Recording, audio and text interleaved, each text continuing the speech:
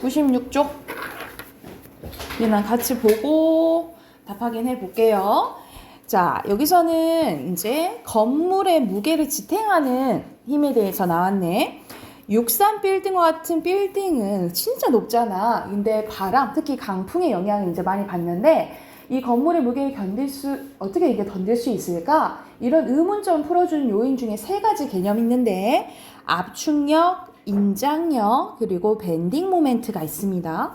먼저 압축력은 부재의 길이 방향으로 가해지는 힘이고 인장력은 재료를 잡아 당기는 힘이며 밴딩 모멘트는 부재를 휘려고 하는 힘입니다. 그래서 사람이 서 있게 되면 무릎 관절의 압축력을 받게 되고 만약 철봉에 매달리고 있으면 우리가 당기는 힘이 느껴지잖아요. 그치? 그럴 때 인장력을 받게 되고요. 다이빙 선수가 보드 끝에 서게 되면 보드가 휘게 되는데 이때 바로 밴딩 모멘트가 작용하기 때문입니다. 그래서 예시 나왔네. 압축력은 건물의 위층 또는 지붕의 하중에서 생기는데 그리고 하중이 커질수록 기둥의 굵기 역시 커져야 한다는 것도 직관적으로 알 수가 있습니다. 다시 하중이 커질수록 기둥의 굵기 역시 커져야 한다는 것도 직관적으로 알 수 있겠죠.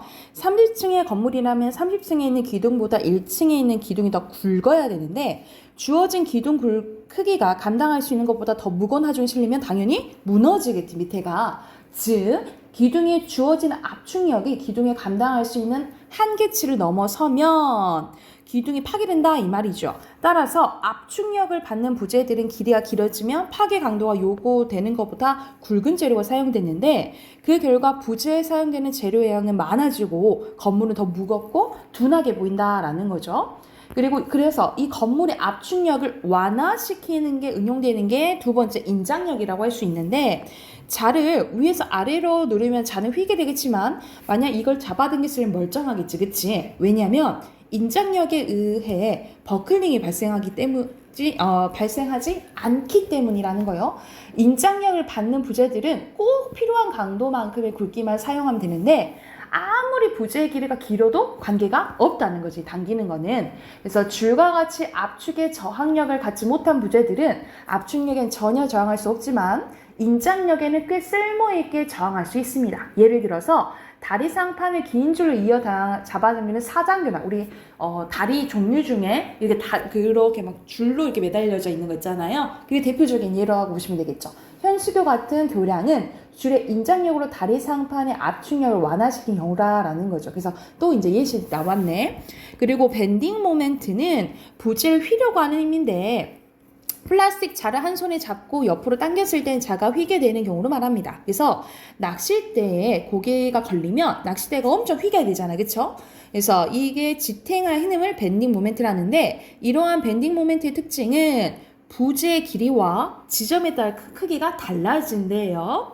즉 다이빙 보드의 끝에 선수가 섰을 때 길이가 긴 보드는 짧은 것보다 더 많이 기는데 또한 같은 길이의 부재라도 지지점에 가까울수록 밴딩 모멘트의 크기가 커집니다.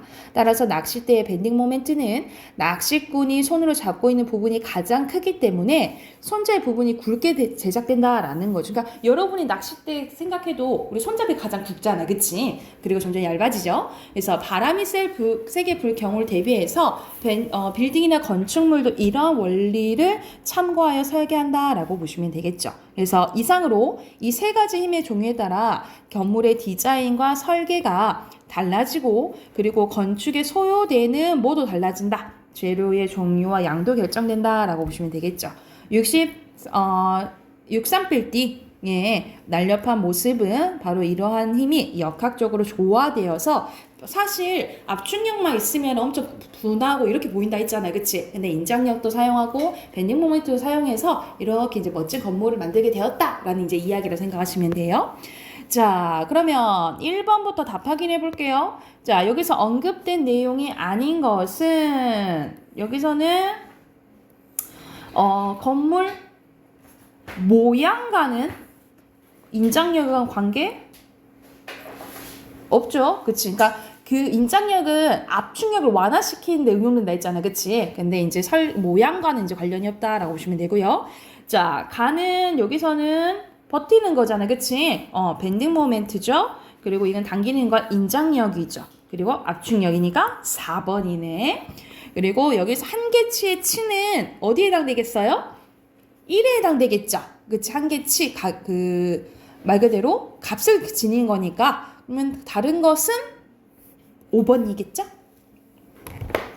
자, 뒤로 넘겨서 자, 문단별로 해당하는 내용 OX네. 자, 감당할 수 있는 것보다 더 하중이 실리면 당연히 무너지겠죠. 그렇죠?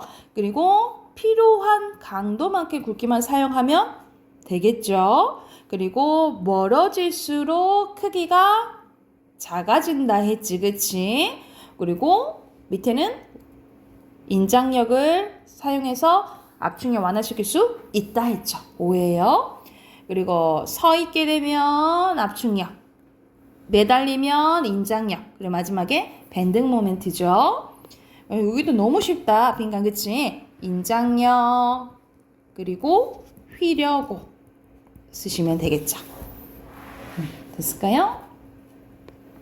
그리고 옆에 어휘 조금 다른데 선생님 옆에 써줄게. 1번에 감당, 2번에 소요, 3번에 직관적이에요.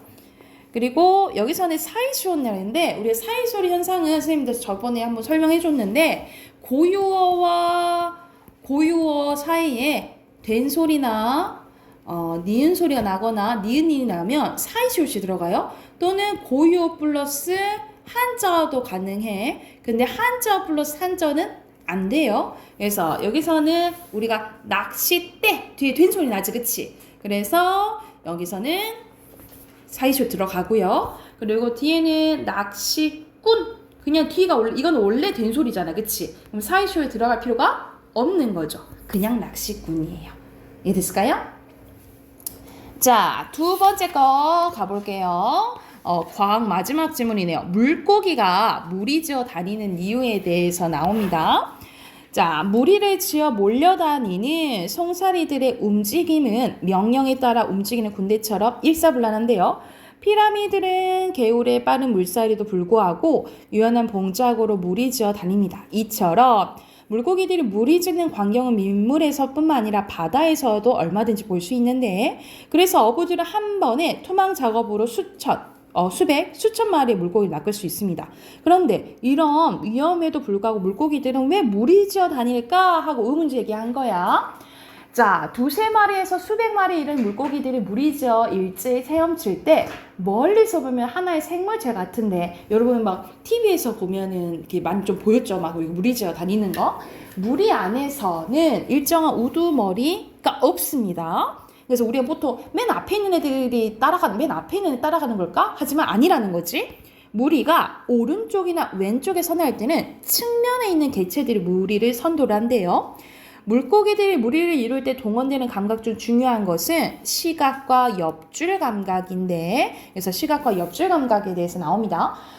물고기의 시력은 0.5 이하로 약한 편이어서 명암 구분만 가능하지만 움직이는 물체를 감지하는 능력은 사람의 2배래요. 그러니까 쉽게 파악을 한다는 거지, 그치? 그래서 무리지어 다니는 물고기들은 되게 반짝이는 몸을 가졌는데 이것이 시각을 자극하여 무리의 움직임을 유도하는 기능을 한대요. 또 대개의 물고기들은 다른 생물이나 물체, 물의 흐름, 진동, 온도, 깊이 등과 감지하는 옆줄이 있는데 이런 걸 다 감지한대. 물고기의 무리가 흐트러지지 않고 대열을 유지할 수 있는 것은 이 미세한 변화에도 반응하는 이 옆줄의 감각체계 때문이라는 거죠. 그러니까 얘들이 막 움직임이 엄청 빠르잖아, 물고기들, 그지?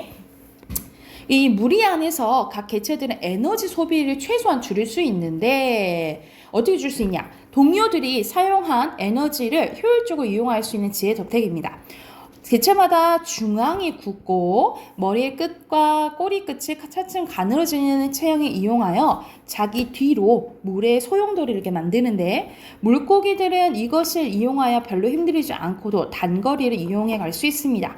여기에는 바로 유체역학적인 원리가 숨어 있는데 물고기가 좌우로 꼬리를 흔들며 헤엄쳐 나갈 때 뒤쪽으로 소용돌이가 막 생기는데 소용돌이 바로 뒤에는 처음 발생한 소용돌이랑 반대 방향의 소용돌이가 생긴대요. 그 뒤로는 또 다시 또 반대 방향에 또 소용돌이가 생기는 거야. 이때 물고기들은 서로 다른 방향이 형성되는 소용돌이 사이로 좌우로 막 이렇게 가면서 힘을 받는 거죠. 그렇죠? 그래서 소용돌이는 동그랗게 말리면서 역류 현상이 일어나는 것이 특징인데 물고기는 이 역류되는 소용돌이가 밀어주는 방향으로 최소한의 에너지가 사용하여 나아갈 수 있습니다. 그래서 기러기가 바람의 저항을 최소화하기 위해서 우리 보통 V자라고 하잖아요. V자로 대형으로 날아가는 것도 바로 이 유체학적 원리를 이용한 것이라 생각하시면 되겠죠. 그래서 물이 지어 다니는 물고기의 습성은 포식자를 피하는 데 도움이 되고 무리 중 포식자를 먼저 발견한 물고기가 빨리 방향을 틀면 애들이 따라서 가는 거지. 그치? 그래서 이런 이제 장점이 있고 또 물고기가 무리 지어 다니면 포식자는 작은 물고기 떼를 큰 물고기를 착하게 하는데 여러 마리가 동시에 움직임으로써 포식자로 하여금 착시 현상을 일으켜 쉽게 표적을 정하지 못하게 합니다. 그래서 먹이를 찾고 짝을 찾는데 무리를 지으는 것이 유리하다는 거죠. 이처럼 물고기들은 왜 무리 지으냐? 무리를 지어서 에너지 효율적으로 이용하고 포식자로부터 방어 등을 할 수 있기 때문에 무리들로 다닌다라고 생각하시면 되겠죠. 그러면 답 확인해 볼게요. 1번에 알맞지 않은 거 여기서는 알 수 없는 거 생태, 환경, 무리지어 관련된 거지 얘네들이 환경 같은 거는 안 나왔잖아. 그치? 3번이네 3번. 그리고 여기서는 반대 방향 또 반대 방향이랬잖아. 그치? 그러면 가, 리은, 시 아니면 다, 리은, A가 나와야 되는 거예요. 이해됐어요? 반대 방향에 반대 방향이니까. 그치? 그럼 뭐야? 5번이 되겠죠? 그쵸? 다, 리은 반대에서 잘못했다. 다, 리은, 시 또는 가, 리은, A 이렇게 돼야겠죠. 그쵸? 반대 방향되니까. 그쵸? 그러면 5번이 되겠죠. 이해됐을까요? 아닌가? 맞죠? 가, 니은, A거나 맞네. 가, 니은, A거나 다, 니은, C가 되겠죠. 이해됐을까요? 그리고 3번의 옆줄은 엄청나게 감지를 빨리 할 수 있다 했지. 1번이고요. 자, 뒤로 넘겨서 빈칸 확인해 봅시다. 순서대로 옆줄, 그리고 소용돌이, 그리고 유체 역학 적 원리죠? 유체 역학 넣으시면 되고 밑에는 뒤 그리고 역류 쓰시면 됩니다.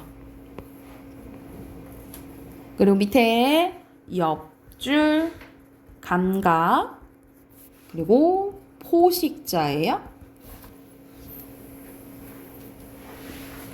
됐나요? 자, 그리고 어휘 봐볼게요.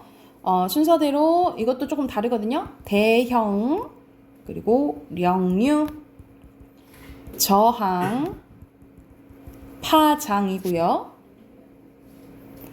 5번에 일제히, 6번에 순차적, 그리고 7번에 일사불란입니다. 됐습니까? 자, 그러면 넘기면 기술 이제 지문이 나오거든요. 이제 과학 지문이 끝났고 기술 지문 여러분 이제 조금 하다 보니까 조금 처음에는 어려운데 조금은 이제 조금 적응은 되죠, 그렇죠? 그러니까 이것도 사실상 긴 지문은 아니거든요. 우리 길면 좀 더 긴 지문이 나오기도 하거든요. 근데 대체적으로 이게 거의 이제 고1 모의고사 이제 지문이라 생각하시면 되고 기술에 대한 것은 조금 어렵게 나오면 조금 어렵게 나오는데 해당하는 문제 이것도 숙제를 해오게요. 1이랑 2 있죠? 숙제 체크 111쪽까지 화요일까지 해오시고요. 문학을 꺼내볼까요?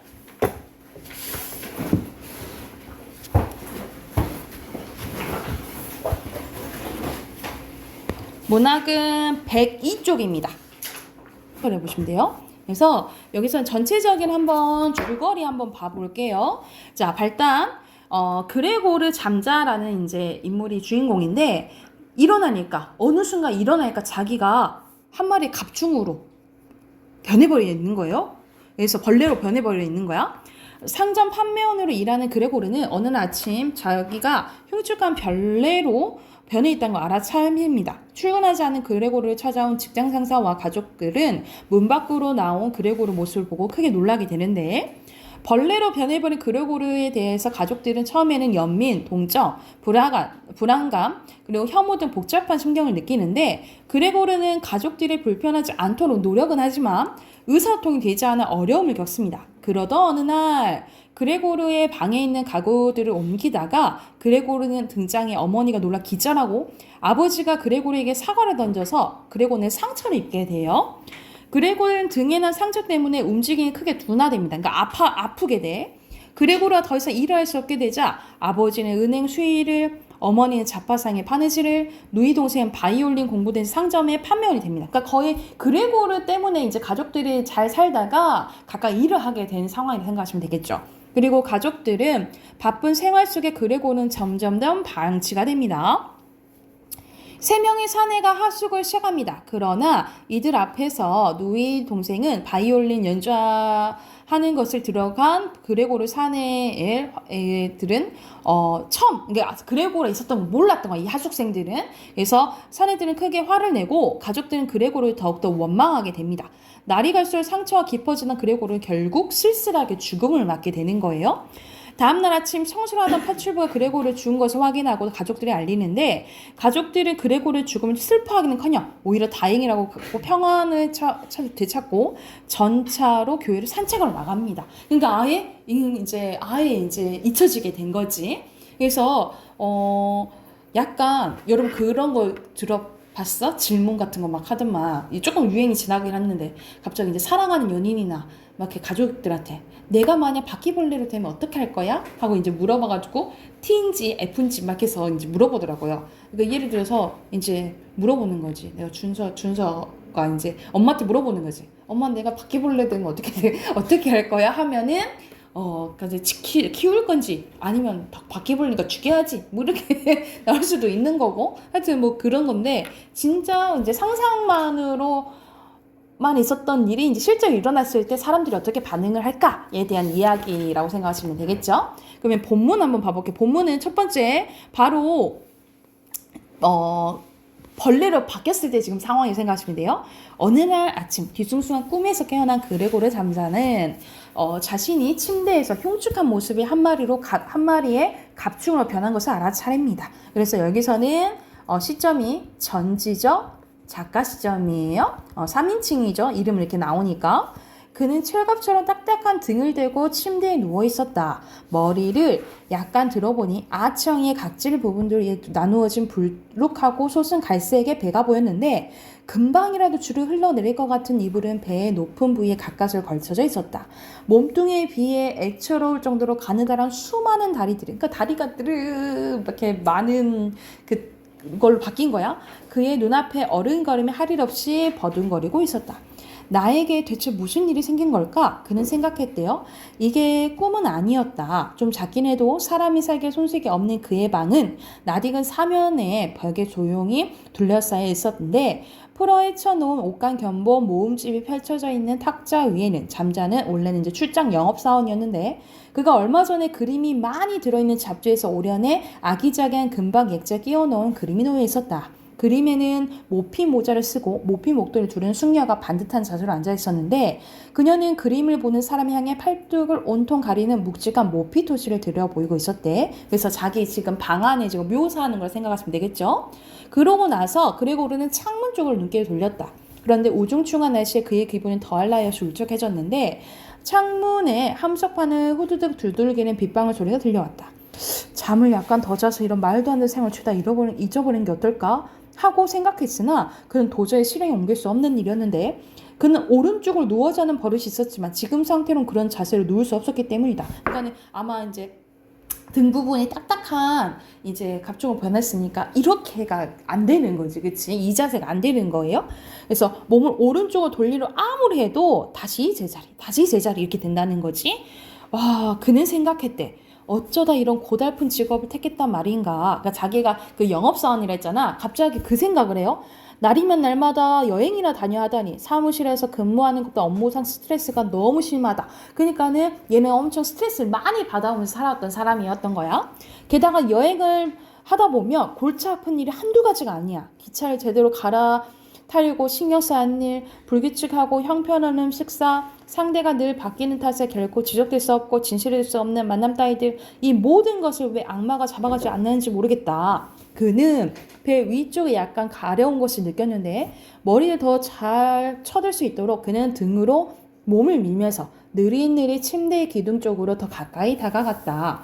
그는 근질거리는 부위를 발견했는데 그곳에 뭔가 알 수 없는 막 깨 같은 흰 반점들이 나 있었대요. 상상이 되죠? 그래서 그는 다리 하나를 내밀어 그 부위를 건드려 봤지만 움츠리고 말았는데, 왜냐하면 다리가 그곳을 닿자 온몸에 소름이 돋았대요. 그는 미끄러지면 다시 이전의 자세로 돌아갔대. 상상이 되지?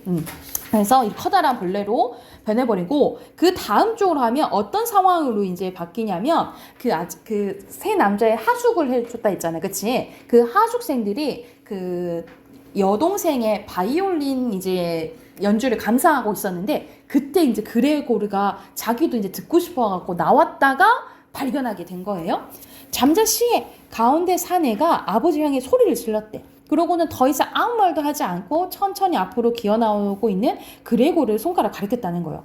그 순간 바이올린 소리를 딱 멎었다. 가운데 사내는 일단 고개를 설레설레 저으며 친구들에게 미소를 지었더니 다시 그레고르를 쭉 쳐다봤대.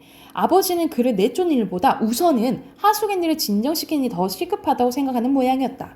하지만 이들은 흥분하기는커녕 바이올린 연주보다 그레고르 쪽으로 더 흥미를 보이는 것 같았는데 아버지는 그들 쪽으로 급히 달려가 두 팔을 벌리고 그들을 자기 방으로 몰아 넣으려고 했대요. 이와 동시에 몸으로 막으며 그들이 그레고르를 보지 못하게 했다. 그러자 이제 그들은 좀 정말 화가 좀 났대. 그것이 아버지의 태도인지 아니면은 뭐 때문에 그레고르 같은 존재를 옆방에 두고 있었다는 사실을 지금 모르고 하고 있다가 이제 알게 된 때문인지도 알 수 없었다라는 거죠. 그들은 아버지에게 이에 대해 해명할 것을 요구했으며 자기들 쪽으로는 양팔을 치켜들고 불안한 듯 수염을 잡아당기면서 느릿느릿 자기 방으로 물러갔대요. 그런 동안 여동생은 돌연 연주가 중단되는 넋이 나가듯 멍하니 있다 겨우 정신 차렸는데 그녀는 잠시 동안 축 내려뜬 두 손을 바이올린과 활을 들고 연주를 더할 듯이 계속 악보를 들여다보고 있다가 느닷없이 벌떡 일어났대.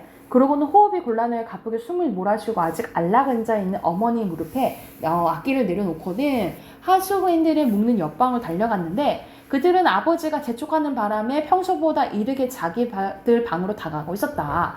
여동생이 능숙한 손놀림으로 침대에 있던 이불과 베개가 공중 휙휙 날리더니 착착 정돈되는 모습이 보였다. 그러니까는 이 여동생이 항상 했던 이제 역할이 이제 이부자리를 봐준 거죠. 그쵸?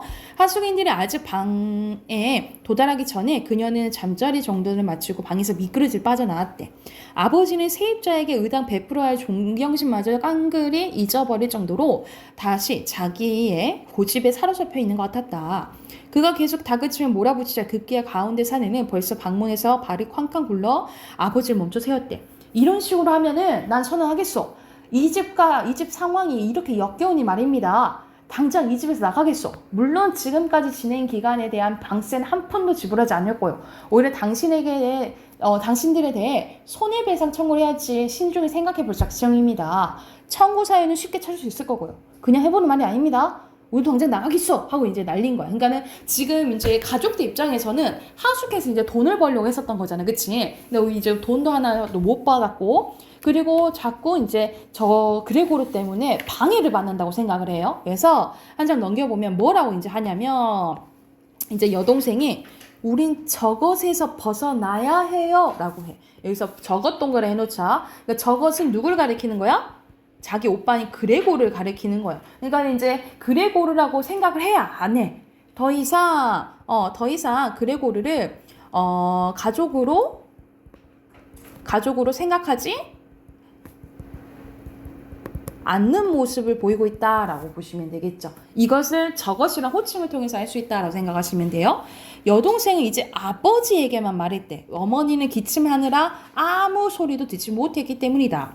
저것 때문에 두 분이 돌아가시고 말 거예요. 그러게 뻔해요. 우리 모두가 이처럼 힘들게 일해야 하는 처지에 집에서까지 이처럼 끝없이 괴롭힘을 당하는 건 도저히 참을 수가 없어요. 저도 더는 참을 수 없단 말이에요. 그리고는 어찌나 격렬하게 울음을 터뜨렸는지 여동생의 눈물이 어머니 얼굴 위로 주르 흘러내렸다. 그러자 어머니는 기계적으로 손을 움직여 자신의 얼굴을 닦았대요. 얘야, 아버지의 목소리에는 동정심과 눈에 띌 정도로 확연한 이해심이 담겨져 있었대. 그러니까는 여기서 봐봐. 자신의 똑같은 자식이지만 여동생에 대한 태도는 그레고르에 대한 태도랑은 다른 거죠. 그쵸? 막 그레고르한테 뭐 아까 전에 그 전에 보면 사과 던지고 막 그랬다 했잖아. 그치? 그럼 우리 어떻게 하면 좋겠니? 그러나 여동생은 자신도 어찌할 바를 모르겠다는 표시로 그저 어깨만 으쓱을 했대요. 이제 눈물 흘린 동안 그녀는 이전에 자신만만했던 태도는 온데간데 없이 그처럼 난감한 심정이 되었던 것이다. 만일 저희가 우리말을 알아듣는다면 아버지가 반쯤 묻는 듯한 어조로 말하자 여동생은 울다 말고 그런 일은 아예 생각조차 할 수 없다는 듯 손을 격렬하게 내지었대. 만일 저희가 우리말을 알아듣는단 말이면 말이다. 저희와 한번 합의를 볼 수도 있을 텐데 말이다.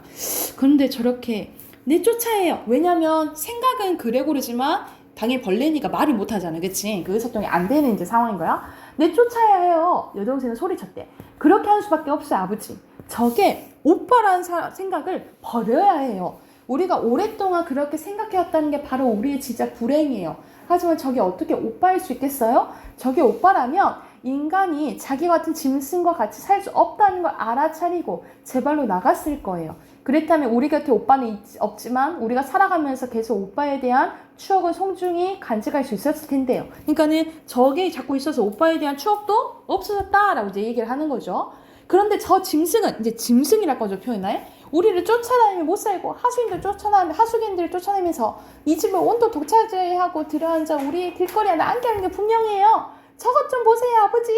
또 시작이에요. 하면서 완전 이제 처음에는 동정에다가 좀 무서웠지만 이제 지금은 경멸까지 간 거죠. 그치? 그래서 결국 우리 앞에서 전체적인 줄거리는 봤지만 결국 쓸쓸하게 죽게 되는 거죠. 그쵸? 근데 가족들은 슬퍼해? 아무렇지 않대 하잖아. 그래서 이거는 이제 아까도 선생님 말했듯이 1910년대에 이제 현대인들의 고독에 대해서 얘기한 소설이라고 생각하시면 됩니다. 그러면 앞으로 가서 문제 풀어야겠죠? 103쪽부터 110쪽까지 문제 푸시면 됩니다. 문제 풀고 바로 답 확인해 볼게요.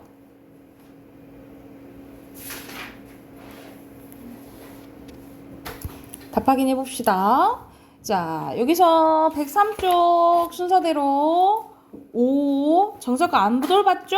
그리고 X, O, X죠. 슬픔 위주로 한 게 아니라 아무렇지 않게 놀러 갔다 했지, 그치? 자, 1번 가볼게요. 윗글의 서술 방식, 전지적 작가 시점이라 했지, 그치? 그러면 서술자가 밖에 있어야겠죠? 답 4번이고요. 그리고 2번에 여기서 가장 적절한 것은 선생님이 소외된 인간에 대해서 얘기했다 했잖아요. 그치? 3번이고요. 그리고 3번의 특징 아닌 것은 스트레스가 많다 했죠? 2번입니다. 자, 4번 가볼게요. 윗글에 대한 설명을 적절하지 않은 것은 아버지는 보호하려고 해요? 전혀 아니죠. 2번. 그리고 5번입니다. 적절하지 않은 것은 여기 문제가 여러분 거랑 선생님 거랑 좀 다르거든요. 5번에 보면 박시전 나오잖아. 박시전이 둔갑술로 보이거든요. 그래서 여기서는 변신한 게 박씨는 긍정적인 거지. 그치? 그런데 그레고르는 나쁘게 변해버린 거잖아요. 그죠? 그래서 5번이에요. 5번이 5번. 그리고 6번에 적절한 것은 5번입니다. 자, 7번에 문제 좀 순서가 바뀌어가지고 여러분 거 7번 보면 몇 번이라고 보시면 되냐면 4번이고요. 그리고 8번에 3번, 그리고 9번에 5번입니다. 빈칸, 아버지에 들어갈 거 당황, 그 다음에 벌레, 그리고 저것이고요. 당황, 벌레, 저것, 그리고 밑에 혐오, 그리고 소외고요. 그리고 밑에도 소외, 그리고 소통입니다. 이해됐을까요? 질문 있어요? 넘어가 되겠어요? 문법책 꺼내세요. 오늘 문법 품사 마지막 부분입니다. 52쪽이에요.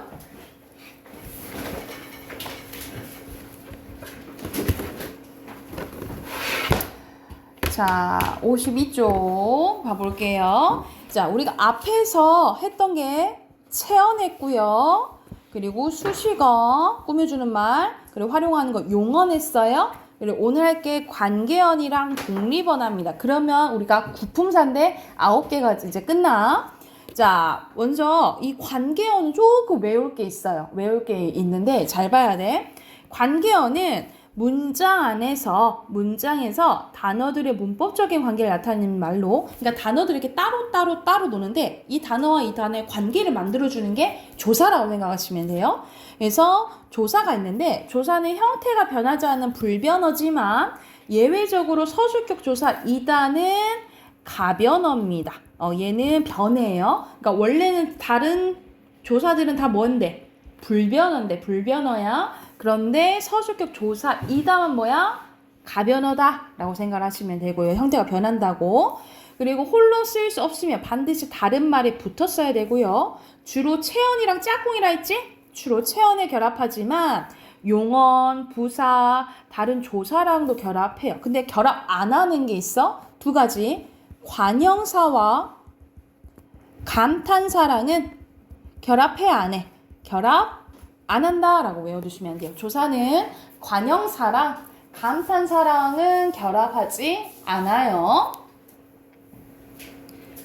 자, 조사입니다. 조사는 종류가 딱 3가지로 나뉘어져 있거든요.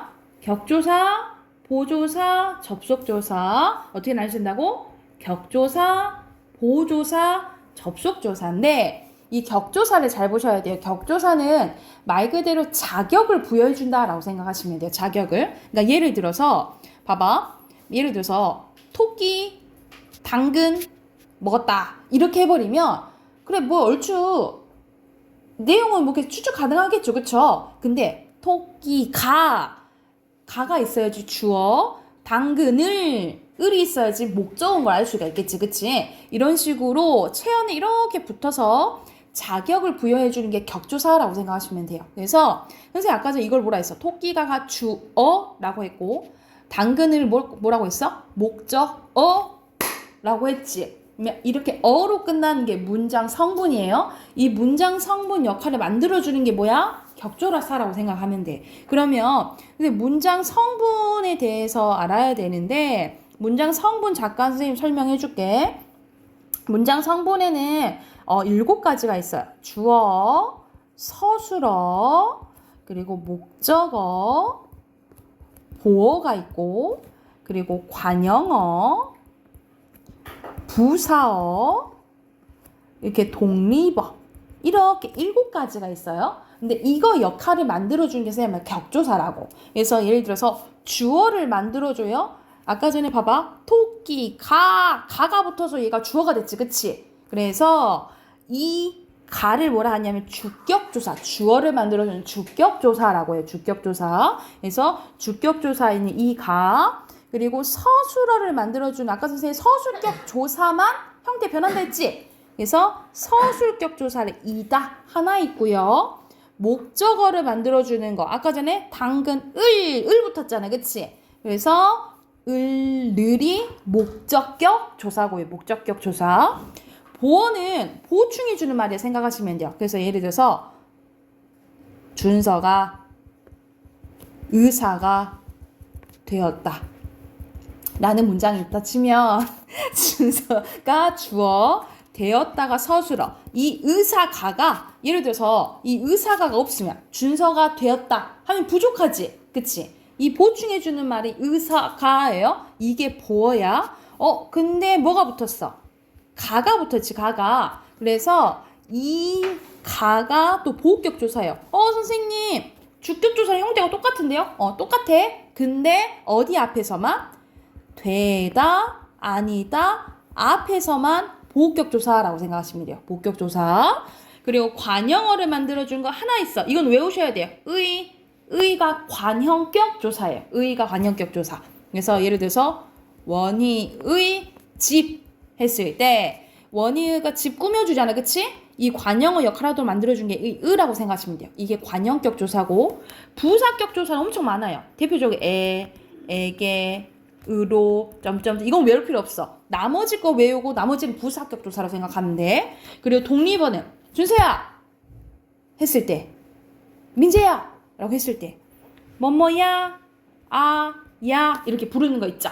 이 부르는 걸 호격조사라고 해요. 부를 호자 써서 호격조사. 그러니까 이것들이 붙어야지 문장 성분 연달 문장 성분 역할을 하도록 만들어준다라고 생각을 하시면 돼요. 그러면 자 정리된 게 여기 있어. 다시 같이 한번 봐보자. 그러면 문장 성분도 7가지야. 그럼 이 격조사도 몇 개? 7개라고 생각하시면 돼요. 격조사 몇 개? 7개야. 7개. 자, 첫 번째 주격조사입니다. 주격조사는 선생님 뭐 있다 했어? 이가 대표적 이가 이거 높임을 나타내는 거 깨서 단체를 하는 거 에서예요. 근데 보통 이가만 생각하셔도 될 것 같아요. 그리고 목적격조사 을을 보격조사 이가. 근데 어디 앞에서만 옆에다 써놔? 이거는 되다 아니다 서술어 앞에서만 보격조사에 이거 써놔. 되다 아니다 앞에서만 보격조사라고요. 그리고 관형격조사 의 그리고 부사격조사는 많다 그랬지? 그래서 이건 다 외울 필요는 없지만 보통 에서 에게 의로를 이제 부사격조사라 생각하시면 돼요. 그리고 호격조사에 부를 호자라 했죠? 아야 아니면 주여 할 때 여. 그리고 서술격조사 하나밖에 없어요. 이다.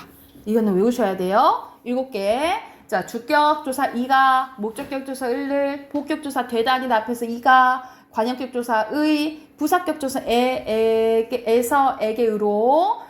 근데 더 많아요. 근데 이제 나머지 것을 외우면 되겠죠? 호격조사 아야 여. 그리고 마지막 뭐야? 서술격조사 이다. 이렇게 생각하시면 되겠죠? 이해됐을까요?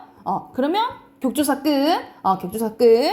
자, 보조사입니다. 보조사는 특별한 뜻을 더해주는 조사예요. 그래서 자, 예를 들어서 나는 문장이 있어. 나는 너를 좋아해 라는 문장이 있다 쳐보자. 근데 너를은 목적어잖아요. 그쵸? 근데 난 너를 좋아해라.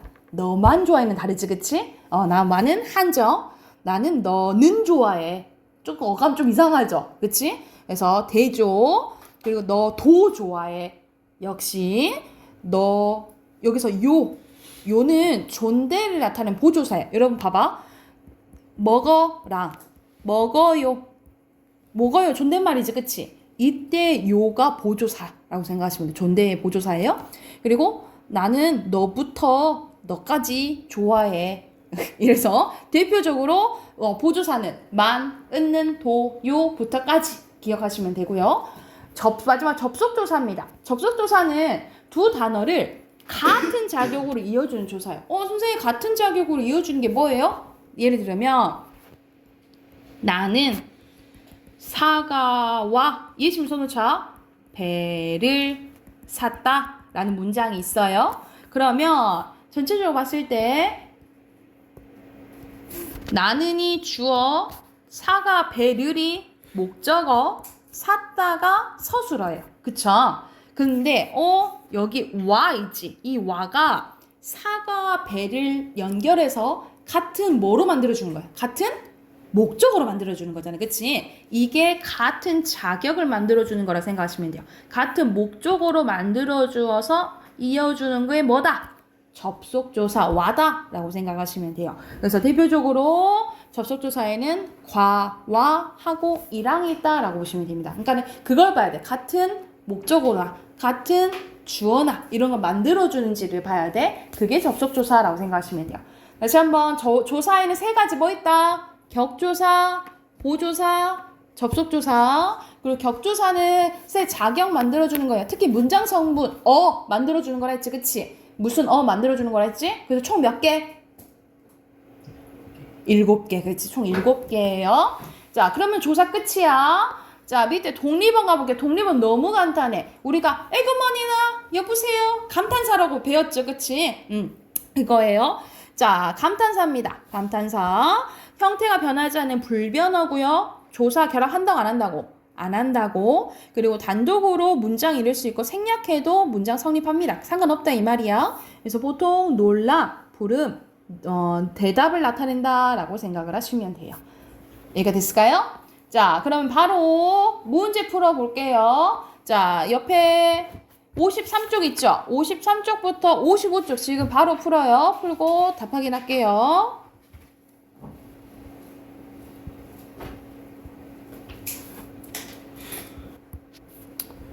채점하려고 했는데 덜 푼 친구가 있어서 숙제로 내줄게요. 숙제 체크 59쪽까지. 59쪽까지. 우리 59쪽까지 숙제. 화요일날 문법 숙제 비문학 있어요. 그리고 어휘는 끝났는데 우선 선생님이 어떻게 할지 고민 좀 해볼 테니까 어휘는 놔두세요. 어휘는 우선 놔두고 문법이랑 비문학 숙제만 해오세요. 아셨죠?